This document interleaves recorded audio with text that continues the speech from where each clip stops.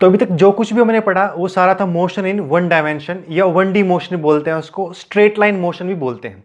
उसमें सभी में जो भी केस हमने अभी तक देखे थे, हर केस में बॉडी एक ही लाइन पे चल रही थी, या तो उसी लाइन पे बॉडी जा रही थी, उसी लाइन में या बॉडी ज़्यादा बस रिटर्न करती थी, सिर्फ उतना डायरेक्शन वो चेंज कर रही थी। ठीक, इतना ही था। जैसे मैंने उस बॉडी को ऊपर फेंका था तो वो भी सेम लाइन पे नीचे आ गई थी, कोई बॉडी आगे चली थी, एक ही रास्ते पर आ रही थी। तो जितना भी हम सब अभी तक पढ़ रहे थे वो सारा मोशन इन वन डायमेंशन था। वो हमारा 9th क्लास तक का भी पार्ट होता, वहीं पर हम उसके बारे में काफ़ी कुछ सीख लेते हैं। थोड़ा बहुत हमने बस जो देखा था वो तब था जब वेरिएबल एक्शन आती है और हम इंटीग्रेशन डिफरेंशिएशन यूज़ करते हैं, वो थोड़ा सा हमारा +1 का पार्ट था। अब दूसरी चीज़ आती है, इसमें बोलते हैं बॉडी जब 1D में नहीं चलती, या बॉडी जब स्ट्रेट लाइन पे नहीं चलती, बॉडी 2 डायमेंशन में चलती है, किसी प्लेन में चलती है। अच्छा, पहली बात तो ये वाली डायमेंशन और वो डायमेंशन जो आप पहला चैप्टर में पढ़ते हो वो तो अलग अलग चीज़ है। वो फिजिक्स के अकॉर्डिंग डायमेंशंस हैं कि कोई बॉडी कौन से फिजिकल पैरामीटर्स लेती है। फिजिक्स में कौन से पैरामीटर हमको बताने पड़ते हैं, स्पेसिफाई करने पड़ते हैं किसी बॉडी के बारे में कंप्लीट इंफॉर्मेशन देने के लिए, तो वो वाली डायमेंशन होती है। जैसे अगर मैं वेलोसिटी की बात करूं तो वो मीटर पर सेकंड होती है। मुझे वेलोसिटी के बारे में बताने के लिए उसकी लेंथ बतानी पड़ेगी और कितना समय वो लेते हैं, बॉडी कितना डिस्टेंस जो ने कवर किया है वो बताना पड़ेगा। यानी कि 2 फिजिकल पैरामीटर लेंथ और टाइम लग रहे थे वेलोसिटी को बताने में।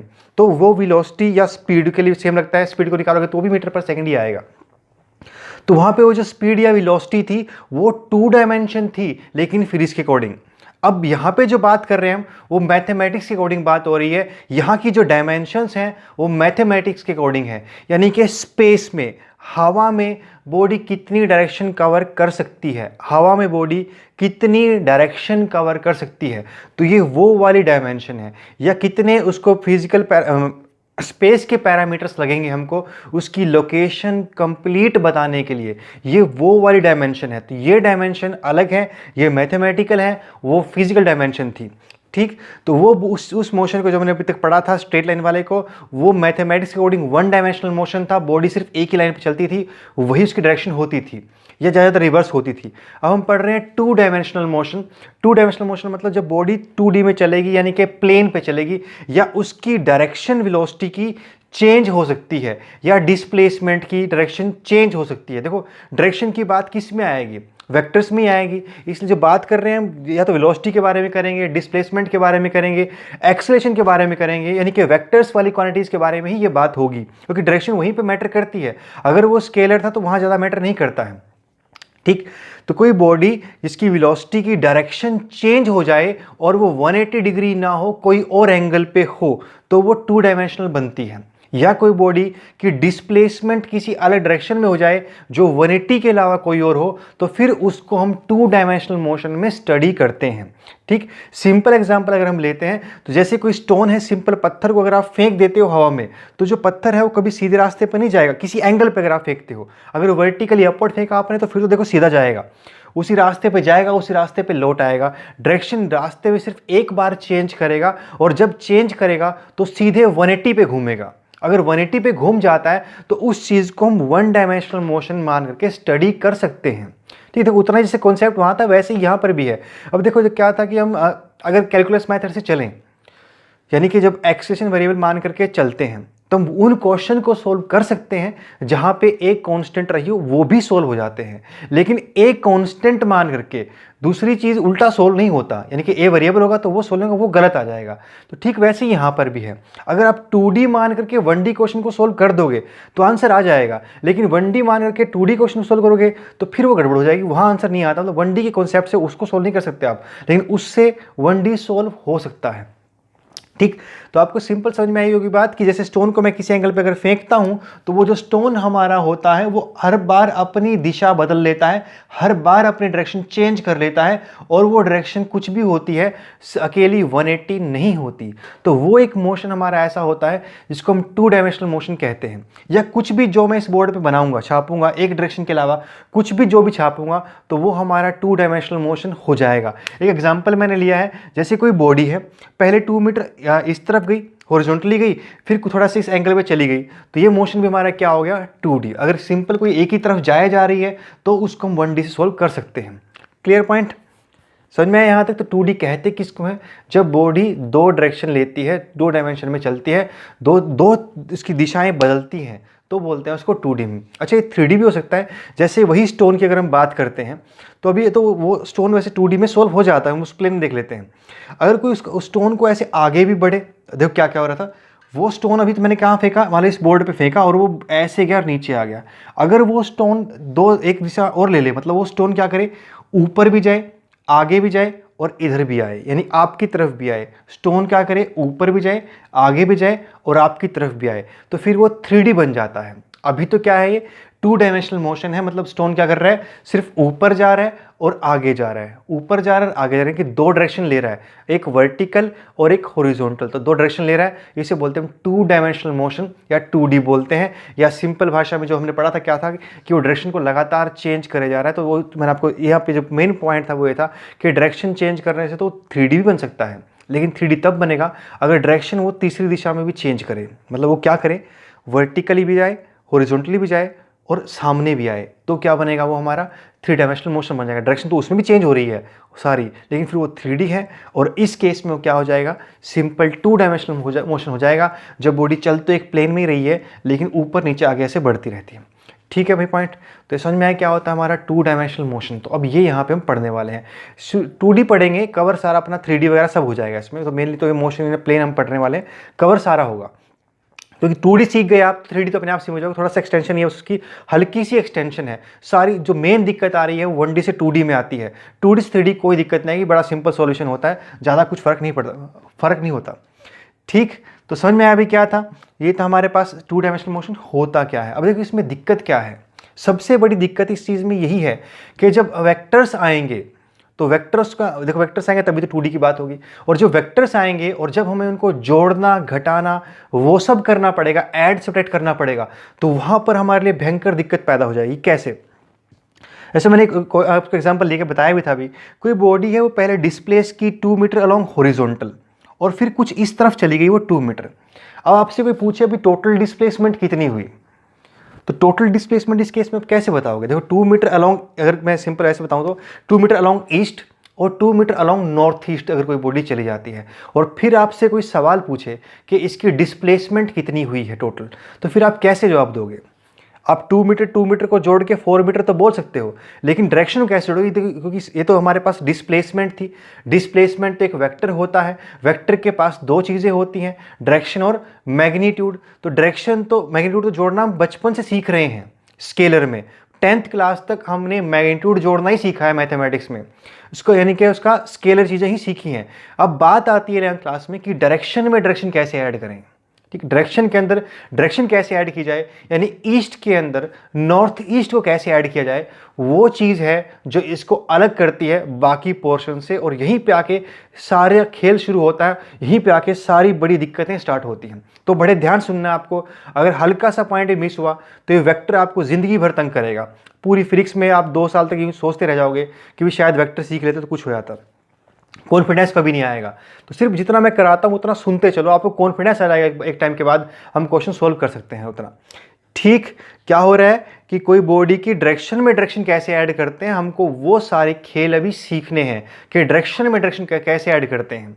मैग्नीट्यूड तो जोड़ देंगे, तो अभी उस पर आते हैं, मुद्दे पर आएंगे अभी इसके बाद। तो मेन चीज़ हमको समझ में आई कि भाई ये वेक्टर कुछ बड़ा खेल खेलेगा, तो इस वेक्टर को सीखते हैं। देखो वेक्टर भी जैसे भी आपको बताया, ये एक अलग तरह का मैथमेटिक्स है।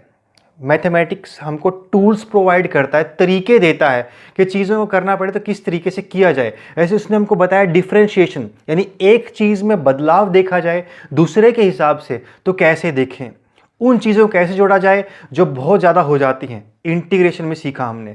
अब हमको एक और तरह का मैथमेटिक्स, एक और तरह का टूल हम अभी सीखने वाले हैं, इसको बोलते हैं वेक्टर्स एडिशन या वेक्टर सब्ट्रैक्शन या वेक्टर मल्टीप्लिकेशन। ठीक, वेक्टर की कैलकुलेशन कैसे होती है, वेक्टर कैलकुलेशंस वो हम सीखेंगे। तो जैसे बचपन से आपने पहले 1 2 3 सीखा था, जोड़ना घटाना उन सबको, तो ये कुछ वैसा ही है। लेकिन देखो एक छोटी सी बात है कि उसको सीखने के लिए आपको 10 साल लगे, है ना। 10 साल से आप उन चीज़ों को सीख रहे हो, जितना मास्टरी आपको उसमें हो गई है, अब उतनी ही मास्टरी इसके लिए आपको सिर्फ 10 दिन में लेनी होगी। क्योंकि 10 दिन के बाद नया चैप्टर स्टार्ट हो जाता है। तो जितना आप उसको बिल्कुल उतनी ही वास्ट है ये चीज़, जितनी वास्ट वो चीज़ है उतनी ही वास्ट ये चीज़ भी है, लेकिन उसके लिए आपको 10 साल दिए गए, इसके लिए सिर्फ 10 दिन दिए जाएंगे। तो अगर आप चाहते हो कि इसको ढंग से सीख सको तो आपको सबसे पहले तो अपना टाइम बढ़ाना पड़ेगा, बहुत ज़्यादा मेहनत करनी पड़ेगी, प्रैक्टिस करनी पड़ेगी, तभी जाकर के आप 10 दिन के अंदर इस पर उतना मास्टरी हासिल कर सकते हो कि उसकी तरह सोल्व कर सको। जैसे उसको सोल्व करते 2 + 2 4 होता है, 2 + 6 8 होता है। जितना जल्दी से आप उसका जवाब देते हो उतना जल्दी से अगर आप इसका भी जवाब दे सको तो आपको प्रैक्टिस ज़्यादा करनी पड़ेगी।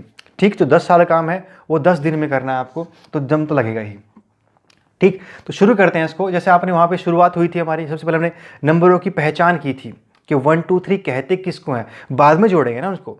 तो ठीक उसी तरीके से पहले वेक्टर कहते किसको हैं, वेक्टर को रिप्रेजेंट कैसे करते हैं, अब वो सीख रहे हैं। ठीक, जैसे 1 तो 1 को 1 लिखते हैं, 2 लिखते हैं, वैसे ही तरीका है ये भी। तो वेक्टर को लिखने का जो सिंपल तरीका होता है, ऐसे एक एरो बनाया गया, देखो सिंपल नोटेशन बनाई गई है। कुछ और बनाते कुछ और बन जाती है, लेकिन अब तो ये बना रखी है तो आपको ये सीखनी पड़ेगी। तो एक सिंपल नोटेशन है, एक एरो से वेक्टर रिप्रेजेंट होता है। इस एरो में 3 चीज़ें होती हैं। एक होता है इसका पीछे वाला पॉइंट, इसको बोलते हैं हम टेल। एक यहाँ पे एरो हेड होता है, इसको बोलते हैं हेड। जहाँ पे ये एरो सा बनता है, तीर बनता है, उसको कहा जाता है हेड। जो तीर सा बना हुआ है इसको कहते हैं हम हेड। और जो पीछे पूंछ होती है उसको बोलते हैं हम टेल। और तीसरी जो बात होती है वो होती है इसकी लेंथ कितनी आएगी, कितना लंबा वेक्टर आपने खींचा, छोटा खींचा, बड़ा खींचा, कितना लंबा वेक्टर आपने खींचा, तीसरी होती है वो लेंथ। तीनों में अपने अपने पॉइंट होते हैं। तो टेल से हेड में उसकी डायरेक्शन होती है, क्योंकि वेक्टर है, 2 बातें बतानी पड़ेगी ना। स्केलर में तो सिंपल एक काम चल जाता है। मान लो आपको 2 को लिखना हो, देखो ठीक वैसे ही कॉन्सेप्ट है ये। अगर आप 2 को लिखते थे, आपने बचपन में सीखा होगा जोड़ना, तो 2 के लिए हम 2 डंडे खींच देते थे, है ना। तो ये दूसरा रिप्रेजेंटेशन था उसका कि आप 2 डंडों से उसको रिप्रेजेंट कर सकते थे। तो वो वैसे ही यहाँ पर भी। तो इसमें 2 इन्फॉर्मेशन है। एक हो गया इसका डायरेक्शन होती है इसकी टेल टू हेड, यानी ये वाला एरो या ये वाला वेक्टर हमारा कहाँ जा रहा है। अगर उधर ईस्ट होता है तो ये ईस्ट की तरफ जा रहा है। ठीक, तो इस वजह हमको एरो देखा हमने, उसके टेल से हेड की तरफ देखा। दूसरी बात होती है उसकी मैग्नीट्यूड की। मैग्नीट्यूड होता है उसकी लंबाई में, कितना लंबा आपने वेक्टर खींचा। इसके लिए हम सूटेबल स्केल चूज करते हैं। ये आपने कॉन्सेप्ट होगा ज्योमेट्री में। देखो आपको कहे कि 10 सेंटीमीटर की लाइन खींचो या 10 मीटर की लाइन खींचो स्केल पर या ग्राफ पर, 10 मीटर की लंबाई आपको खींचनी हो तो 10 मीटर की लंबाई आपको पता है कि आप नोटबुक पे नहीं खींच सकते, 10 मीटर बहुत लंबा हो जाएगा, नोटबुक छोटी सी होती है। तो आप उससे स्केल कर लेते हो ना, आप 1 सेंटीमीटर को बोल देते हो कि 1 मीटर के बराबर है, और आप 10 सेंटीमीटर की लाइन खींच देते हो, वो बन जाता है हमारा 10 मीटर के बराबर। तो ठीक उसी स्केल के हिसाब से इसकी डायरेक्शन लेंथ खींची जाती है। मान लो कोई कहे कि 20 मीटर पर सेकेंड वेलोसिटी को रिप्रेजेंट करो जो अलोंग ईस्ट जा रही हो। अब 20 मीटर पर सेकेंड में 20 मीटर को कितना लंबा खींचना है, उसके लिए हम अपना एक स्केल ले लेते हैं। और मान लो मैंने स्केल रखा और मैंने कहा कि मैं हर 1 सेंटीमीटर में, स्केल के हर 1 सेंटीमीटर से 5 मीटर पर सेकेंड रिप्रेजेंट करूंगा, तो मुझे कितनी लंबी लाइन खींचनी पड़ेगी। मेरी 4 सेंटीमीटर की लाइन क्या रिप्रेजेंट करती है, फिर 20 मीटर पर सेकंड रिप्रेजेंट करती है। मेरी 4 सेंटीमीटर की line 20 metre per second represent करेगी। तो उस स्केल के हिसाब से कहीं पर मैं अगर 10 सेंटीमीटर की लाइन खींच दूंगा तो कितना रिप्रेजेंट करेगी, वो 50 मीटर पर सेकंड रिप्रेजेंट करेगी। ठीक, तो ये असल ज्योमेट्री है इसकी कि कितनी लंबाई होती है, उसको प्रॉपर स्केल से हम बनाते हैं ताकि वो पता चल सके कितना उसका मैग्नीट्यूड होता है। मतलब ये शुरुआत है, धीरे धीरे शॉर्टकट में भी जाएंगे हम। ये शुरुआत है कि आपको उसकी लेंथ खींच देनी होती है प्रॉपर स्केल के साथ, वो बनती है हमारी नेट वैल्यू, कितनी उसका मैग्नीट्यूड है। और डायरेक्शन क्या था, फ्रॉम टेल टू हेड। ठीक, तो ये इन्फॉर्मेशन थी हमारे पास। ये सिंपल वेक्टर को लिखते कैसे हैं, रिप्रेजेंट कैसे करते हैं, उसमें कौन सी चीज़ क्या रिप्रेजेंट करती है। देखो ये तो हुआ वेक्टर का छापना, कि छापा कैसे जाएगा, उसको रिप्रेजेंट कैसे, छापा कैसे जाएगा। वो जैसे मैंने यहाँ बताया था आपको, 2 के लिए हम क्या करते हैं, 2 लाइनें खींच सकते हैं। या अगर आप नंबर लाइन पर रिप्रेजेंट करोगे 2 को, तो आप 0 1 2 ऐसे रिप्रेजेंट करते थे नंबर लाइन पे। तो ये नंबर लाइन पे रिप्रेजेंट करने जैसा है, इसको एरो की तरह खींचना। और एक 2 को लिखते भी तो हैं हम, 2 लिखते ना ऐसे, ये उसको लिखने का तरीका है भाई। इसको जहाँ कहीं भी ये लिखा मिलता है हम पहचान लेते हैं कि भाई ये 2 है। इसमें कोई ऐसा कुछ ना इंग्लिश में कोई TWO2 लिखा हुआ, ये सिंबल ही तो है। किसी ने यूं लाइन खींच दी और कह दिया आज से इसको 2 बोलोगे, 2 बोलोगे, और हम बोलते आ रहे हैं, है ना। बचपन में ही सिखाया गया था ना आपको, भाई जहाँ ये लिखा मिले आपको उसको 2 कहना है, और हम आज तक बोलते आ रहे हैं उसको 2। अगर कोई कहता भी नहीं इसको 2 नहीं इसको 4 बोलना है, बचपन में, तो हम 4 ही बोलते हैं। ये सिर्फ चीज़ें बनाई गई हैं, ऐसा कोई ये भ्रम वाक्य नहीं है, ये भगवान ने बना के नहीं दी हैं, इंसानों ने बनाई हुई हैं। तो उसी के तर्ज पे चलते हुए, उसी तरीके से आगे बढ़ते हुए, ऐसा ही हमने एक तरीका बनाया वेक्टर को रिप्रेजेंट करने का। यूं कोई अल्फ़ाबेट हम लिखेंगे और उसके ऊपर यूं एरो लगा देंगे, तो वो भी उस एरो उसको वेक्टर को रिप्रेजेंट करता है। ठीक, ये ए वेक्टर को रिप्रेजेंट करता है, ये 2 को रिप्रेजेंट करता है। जैसे 2 को नंबर लाइन प्लॉट करते हैं, वैसे हम ए वेक्टर को ऐसे छाप देते हैं। ठीक है, तो वो सारी बातें इसमें थी, हमको इसकी इन्फॉर्मेशन समझ में आई क्या कुछ उसमें होता है। क्लियर है इतना पॉइंट? धीरे धीरे चलेंगे, बहुत धीरे चलेंगे, ताकि वेक्टर आपको कंप्लीट हो जाए। एक बार ये कंप्लीट हो गया, आगे फिर कोई खास दिक्कत नहीं आएगी। और ये नहीं हुआ, अगले कम से कम 4 चैप्टर जाएंगे इसके चक्कर में। तो भी आगे बढ़ रहे हैं। अच्छा, एक और इसकी खास प्रॉपर्टी होती है। इसकी प्रॉपर्टीज़ क्या क्या होती हैं? इसकी प्रॉपर्टी, जैसे सबकी अपनी प्रॉपर्टी, इसकी प्रॉपर्टीज़ क्या क्या होती हैं?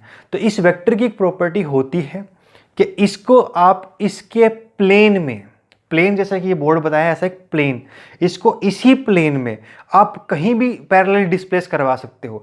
इसको इसके प्लेन में आप कहीं भी पैरेलली डिस्प्लेस करवा सकते हो, बस तब तक जब तक इसकी डायरेक्शन ना चेंज होती हो। वो अपने आप पैरेलल तभी बनेगा और इसका मैग्नीट्यूड भी चेंज ना होता हो। कैसे? देखो, आपने ये वेक्टर यहाँ बनाया है, मेरा दिल कर रहा है, देखो मुझे इसकी यहाँ ज़रूरत नहीं है, मुझे इसकी ज़रूरत कहीं और है, तो मुझे ये ज़रूरत इसकी सपोज यहाँ पर है, तो मैं ठीक इसके पैरेलल, इसी के प्लेन में, यानी कि बोर्ड के ऊपर ही, तो इसकी ये प्रॉपर्टी है कि इसको इसी के पैरेलल, इसी की लंबाई का आप कहीं भी छाप सकते हो उस प्लेन पे। मान लो मेरा दिल कर रहा है मुझे यहाँ पे छापना है, तो मैंने इसको यहाँ बना, जहाँ मेरे को इसकी ज़रूरत पड़ेगी मैं इसको वहाँ बना लूँगा। बस एक बात का ध्यान रखना है कि इसकी डायरेक्शन वही रहे और इसका लंबाई भी क्या रहे, सेम। 2 बातें अगर आप सेम रखते हो, इसको उसी के प्लेन में जहाँ मर्जी छाप दो, कोई फ़र्क नहीं पड़ता। पूरी दीवार पर जहाँ आपका दिल करता है वहाँ छाप दो, ये बात सेम रहेगी। ठीक, तो इसकी पहली प्रॉपर्टी थी कि इसको इसके पैरेलल प्लेन में आप कहाँ, जहाँ मर्जी, जहाँ आपको जरूरत पड़े वहाँ छाप सकते हो। क्लियर? इसकी जो अगली प्रॉपर्टी होती है वो होता है कि 2 वेक्टर, देखो मेन खेल क्या है कि हमें उन वेक्टर्स को जोड़ना है जिसके इसमें कुछ एंगल है, क्योंकि बाकी काम तो वैसे भी कर चुके हैं, स्ट्रेट लाइन वाला तो काम वैसे भी कर चुके हैं। अब तो उनको जोड़ना है जिनके बीच में कुछ और एंगल है जो 180 या 0 के अलावा हो। तो पहले तो पता करते हैं 2 वेक्टर के बीच में एंगल कहते किसको हैं, किस चीज़ को हमने एंगल कहा यहाँ पे, वो आता है। क्योंकि ये वाला एंगल, वो जो नॉर्मल आप एंगल पढ़ते हो उससे डिफरेंट है। कैसे? ये कहते हैं कि हम 2 वेक्टर के बीच में एंगल उसी को बोलते हैं जो या तो 2 टेल टेल के बीच में बना हो या 2 हेड हेड के बीच में बना हो। क्योंकि देखो एंगल 2 बनेंगे। अगर आप इस वेक्टर को देखते हो तो एक एंगल ये बन सकता है और एक एंगल ये बन सकता है।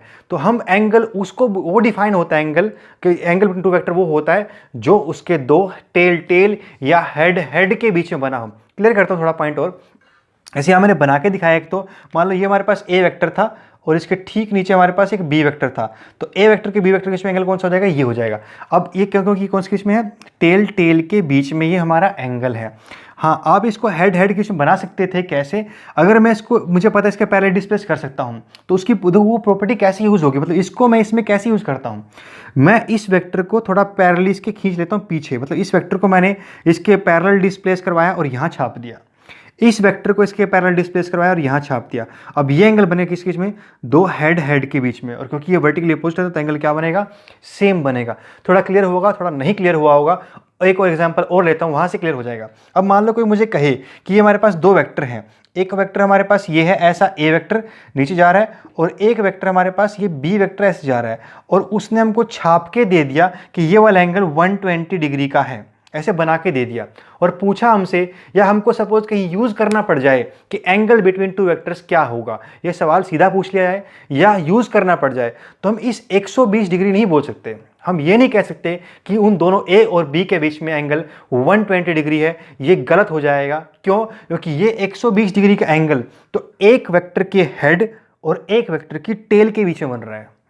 समझे कुछ पॉइंट? ये एक वेक्टर के हेड के और एक वेक्टर के टेल के बीच में बन रहा है, हम इसे एंगल नहीं बोल सकते। हमें पहले क्या करना पड़ेगा, इस प्रॉपर्टी का यूज करना पड़ेगा, उसको उसके पैरेलल डिस्प्लेस करवाना पड़ेगा, ताकि वो 2 हेड हेड या 2 टेल टेल के बीच में आ जाए। और उस प्रॉपर्टी को यूज करने के लिए मैं दोनों काम कर सकता हूं। मैं या तो इसको आगे बढ़ा लूं, अगर मैंने इसको आगे बढ़ाया पैरेलली उसके, तो यहाँ चला गया, अब इसकी यहाँ पे टेल आ गई, इसकी भी टेल आ गई, तो ये एंगल बनता है दोनों की टेल टेल के बीच में स्मॉलेस्ट एंगल। दूसरी बात, वो स्मॉलेस्ट एंगल बनता है, छोटे वाला एंगल 2 हेड हेड और टेल टेल के बीच का स्मॉलेस्ट एंगल, उसे बोलते हैं हम एंगल बिटवीन टू वेक्टर। देखो इनके बीच में भी एंगल, एक तो ये वाला भी है, लेकिन बड़े वाले को नहीं बोलते, हम छोटे वाले को बोलते हैं। तो कितना एंगल बनेगा इनके बीच में? ये पूरा 120 था, एक्सटेंड किया, ये पूरा 180 हो गया, तो बचा कितना? 60 डिग्री। तो असल में ए और बी के बीच में एंगल कितने का है? 60 डिग्री। अब आपको ये मन नहीं किया, आप कुछ और सोचते हैं, आपका मन करता भी नहीं मुझे तो इसको पीछे खींचना है, ये आपको अच्छा लग रहा है ए वाला, तो आपको बी को चेंज करने का मन करता है। कोई बात नहीं, आप कर सकते हो। कैसे? आप बी को, अब देखो इसको पीछे लेके करके आते हैं ताकि उसका head head tail tail coincide कर जाए। देखो आगे लेगा तो फायदा ही नहीं है कुछ, क्योंकि जब तक दो वेक्टर एक जगह पे, एक पॉइंट पे नहीं आएंगे, एंगल कैसे बताओगे आप? एंगल के लिए दो लाइन एक पॉइंट पे तो होनी चाहिए ना। तो इसको आगे लेके जाना तो कोई फायदा नहीं है, पीछे ही लाना पड़ेगा ताकि इसका पॉइंट तो क्या रहेगा, एटलीस्ट सेम रहे। तो आप इसको इसके पीछे डिस्प्लेस करवा दे। तो सपोज आप ले आए यहाँ पर, क्योंकि आपका मन कर रहा था भी नहीं हम तो हेड के बीच का एंगल मापेंगे, हम नहीं देखते टेल टेल के बीच का। तो कोई बात नहीं, आप इसको यहाँ ले आए। अब भी अगर आप देखते हो, या तो ये सिंपल निकाल लो, ये वर्टिकली पॉजिटिव एंगल भी कितना बनता है? 60 डिग्री। या इधर से निकालो तो ये पूरा 180 था, तो कितना बनता? तो भी ये 60 डिग्री बनता है। यानी कि एंगल तो उतना ही आएगा, चाहे आप हेड के बीच में निकाल लो, चाहे टेल के बीच में निकाल लो। लेकिन ये बात का बड़ा ध्यान रखना है कि एंगल होना उन्हीं के बीच का चाहिए, या तो टेल के बीच का चाहिए या हेड के बीच का चाहिए। तो ये पॉइंट भी आपको समझ में आया? बहुत बढ़िया। अब आगे बढ़ते हैं। एक और चीज़ होती है जो काफ़ी कॉमन हम यूज़ करते हैं, वो होता है नेगेटिव वेक्टर। कोई वेक्टर ए वेक्टर है हमारे पास, उसका नेगेटिव वेक्टर क्या होगा? नेगेटिव वेक्टर का सिंपल मतलब होता है उतना ही, बस पलट के। ठीक उसी तरीके से जैसे नंबर लाइन पे अगर आपको -2 रिप्रेजेंट करना हो, तब क्या करोगे? उतना ही दूरी पे पीछे बना दोगे, है ना। 2 बनाना था तो ओरिजिन से उतना दूरी पे आगे बना दिया, 2 पॉइंट पे आगे बना दिया। आपको कोई कहे -2 रिप्रेजेंट करो, तो आप उतना ही पीछे बना दोगे, उतनी दूरी पे। तो सेम वही कॉन्सेप्ट यूज करते हैं। अगर आपको कोई करते हुए, अगर आपको कोई कहे कि -a कैसे लिखोगे, तो -a कैसे लिखें हम? उतना ही बस पलट करके, उतना ही मैग्नीट्यूड बस पलट करके पीछे। तो क्या बन जाएगा वो हमारा? -a वेक्टर बन जाएगा। देखो मैंने यहाँ पे यूज भी नहीं किया है, ऊपर वाला ये सिंबल जो इसकी वेक्टर का सिंबल होता है, ये फिजिक्स में चल जाएगा। क्योंकि फिजिक्स में देखो आपको रिप्रेजेंट करना नहीं मिलेगा, फिजिक्स में आपको उसको यूज़ करना मिलेगा कि यूज़ कैसे करता हूँ। मैथमेटिक्स में बोर्ड में क्वेश्चन आएगा और वहाँ पर आपको लिखना पड़ सकता है, तो उसके लिए ज़रूरी है। फिजिक्स में तो आपको इसके बगैर भी बस को दिल में बात होनी चाहिए कि ये चीज़ असल में वेक्टर चल रहा है, बस बाकी सब काम चल जाएगा। इसको छापोगे नहीं ऊपर तो भी चल जाएगा। तो भी समझ में आया क्या था हमारा? ये नेगेटिव वेक्टर था। अब एक और पॉइंट होता है भाई, इक्वल वेक्टर किसको कहोगे? दो वेक्टर इक्वल हैं उसे कैसे कहेंगे? क्योंकि यहाँ पे हर बार 4 metre per second is equal to 4 metre per second नहीं होता। अगर 4 metre per second along east है और 4 metre per second along north है, तो ये दोनों बराबर नहीं है। समझे point? 4 metre per second along east है, 4 metre per second along waste है, तो ये दोनों भी बराबर नहीं है। मैग्नीट्यूड सेम होने से यहाँ चीज़ें बराबर नहीं होती। ये वेक्टर है, यहाँ पर उनकी डायरेक्शन भी सेम होनी पड़ेगी, तो आप दो वेक्टर को इक्वल कह सकते हो। ठीक, खाली मैग्नीट्यूड सेम होने से आप दो वेक्टर को इक्वल नहीं कह सकते। अगर आपको उनको इक्वल कहना है तो आपको डायरेक्शन भी सेम बोलनी पड़ेगी और मैग्नीट्यूड भी सेम बोलनी पड़ेगी। यानी कि एक वेक्टर है 20 metre per second along east is equal to 20 metre per second along east, वो उल्टा नहीं हो सकता। डायरेक्शन और कोई हुई फिर वो इक्वल नहीं होंगे। तो इक्वल होने की कंडीशन है कि उनकी डायरेक्शन भी सेम हो और उनका मैग्नीट्यूड भी सेम हो। एक और कॉमन क्वेश्चन कोई आया आता है कई बार, कोप्लेनर वेक्टर। देखो आता इसमें से आया कुछ नहीं आपको क्वेश्चन, ये सब चीज़ें स्टेटमेंट में गिवन रहेंगी, मिक्स होगा क्वेश्चन में, तो छोटे छोटे पॉइंट आपको बीच में उठ जाएंगे, तंग होकर रह जाओगे कोप्लेनर कहते किसको हैं। तो एक होता है कोप्लेनर वेक्टर्स। तो कोप्लेनर वेक्टर उसको बोलते हैं जो सभी वेक्टर एक प्लेन में लाई किए हों। जैसे ही इस बोर्ड पे जितने मैंने वेक्टर छापे हैं वो सारे एक दूसरे के कोप्लेनर हैं। ये इसका कोप्लेनर है, ये सब एक दूसरे क्या है? कोप्लेनर, क्योंकि सब के सब किस में छपे हुए हैं? एक प्लेन में छपे हुए हैं। कई बार ऐसे वेक्टर होते हैं हमारे जो सेम प्लेन में लाई नहीं करते। जैसे देखो ये ए और ये, इन दोनों को लेता हूँ, मतलब ए और बी तो हमारे पास एक ही प्लेन में लाई कर रहे हैं। कोई हमारे पास सी वेक्टर जो ऐसे है, जैसे मेरा मार्कर बना हुआ है, तो अब सी वेक्टर ए बी का कोप्लेनर नहीं हुआ, वो आउट ऑफ द प्लेन चला गया। प्लेन मतलब जो एक सिंबल प्लेन होता है ना, जैसे सरफेस को बोलते हैं प्लेन होता है, बस वैसा वाला कॉन्सेप्ट है प्लेन। ये जो एक ही प्लेन में छप जाएं तो वो कोप्लेनर हो जाते हैं, जो एक ही प्लेन में ना छप पाएं वो नहीं होता है। ऐसे इस केस में एग्जाम्पल था ये मार्कर ए बी का नॉन कोप्लेनर वेक्टर है। अगर वो एक ही प्लेन में लाई करते होंगे तो आप उसे एक ही नोटबुक पे छाप सकते हो। अगर दो प्लेन में लाई करोगे तो फिर नहीं छाप सकते। जैसे कि एग्जांपल, सबसे कॉमन एग्जांपल हमारे पास है एक्स वाई और जेड एक्सिस। एक्स वाई और जेड एक्सिस हमारे को प्लेनर नहीं होते, क्योंकि अगर आप एक्स और वाई का प्लेन बनाओगे तो Z out of the plane हो जाएगा, अगर आप एक्स और जेड का प्लेन बनाओगे तो Y out of the plane हो जाएगा। ऐसे ही ठीक अगर आप वाई जेड का प्लेन बनाओगे तो X out of the plane हो जाएगा। तो इसमें दो ही प्लेन में रहते हैं, दो लाइनों से ही एक प्लेन बनता है, तो दो लाइनें ही प्लेन में हो सकती हैं। तीसरी के लिए कंडीशन है, कई बार होती भी है को प्लेनर, कई बार नहीं भी होती है। ठीक, तो ये क्या समझ में आया आपको? ये वेक्टर की डिफरेंट टर्मिनोलॉजी थी जो मैंने आप आज डिस्कस की है। उसके बाद हम पढ़ेंगे आगे इसमें ऑपरेशन कैसे होते हैं। एक बार इन सबको समझ लो, थोड़ा रिप्रेजेंटेशन सीख लो, उसके बाद फिर हम आगे बढ़ते हैं।